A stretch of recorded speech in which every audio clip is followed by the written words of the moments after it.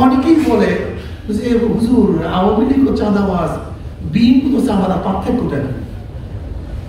এই দুটোর মধ্যে পার্থক্যটা কি? আমি বললাম একটা হলো শেষকা চাঁদাবাজ আর হলো শাহী চাঁদাবাজ।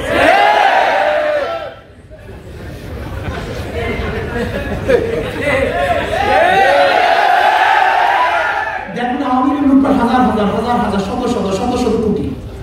আওয়ামী লীগ লুটপাট কি দেখবেন? হাজার হাজার শত শত শত শত শত শত।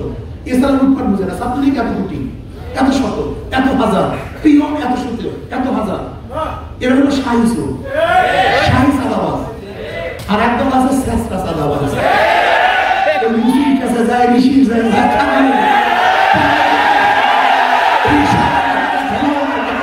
টেম্পু স্টারে যায়।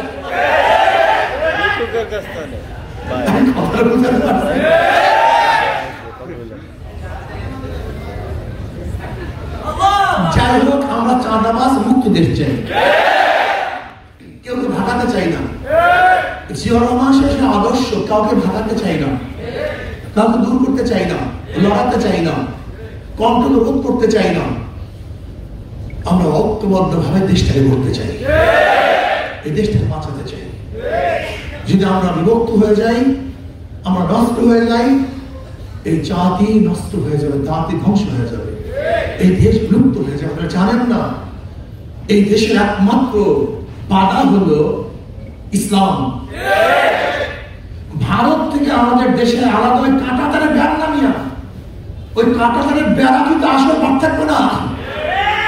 ভারতের সাথে আমাদের মূল পার্থক্য আদর্শ এবং নীতি।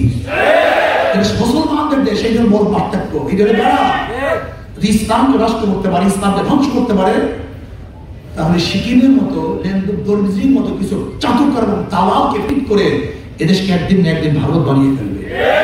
আপনারা জানেন না, কাশ্মীরের সময় স্বাধীন ছিল, ভারত দখল করেছে। হায়দ্রাবাদের সময় স্বাধীন ছিল, ভারত দখল করেছে। বাংলাদেশের সময় স্বাধীন ছিল, ভারত দখল করেছে। সিকিমের সময় স্বাধীন ছিল, ভারত দখল করেছে। ঠিক তদ্রুপ এই দেশকে দখল করার চক্রান্ত করতেছে। আপনি দেখছেন ভারত থেকে যে মানচিত্র বের করছে, এর মধ্যে বাংলাদেশকেও তাদের মধ্যে নিয়ে নিয়েছে। মারাত্মক অবস্থা। এর জন্য এদেশের ব্রিগেড পার্থক্য সীমানা হলো ইসলাম। এই ইসলাম মুসলমানদের উৎখাত করতে পারে, নষ্ট করতে পারে। শুধু প্রসারী পরিকল্পনা আজকে হোক কালকে হোক এদেশকে আবার ভারত বানিয়ে ফেলবে। এই জন্য সতর্ক হন। 2 নম্বর যদি 1 নম্বর ফসল হতে পারে না, হবে না। 2 নম্বর নেতার কাছে দেশ কোনদিন 1 নম্বর হতে পারে না। এই জন্য আসুন না, জীবনভর ওদেরকে পরীক্ষা করেছেন। জীবনভর নাঙ্গল, নৌকা, ধানের শীষকে পরীক্ষা করেছেন। একটা বার হাত পাখাকে পরীক্ষা, ওরা বারবার পরীক্ষা দিতে ফেল করছে।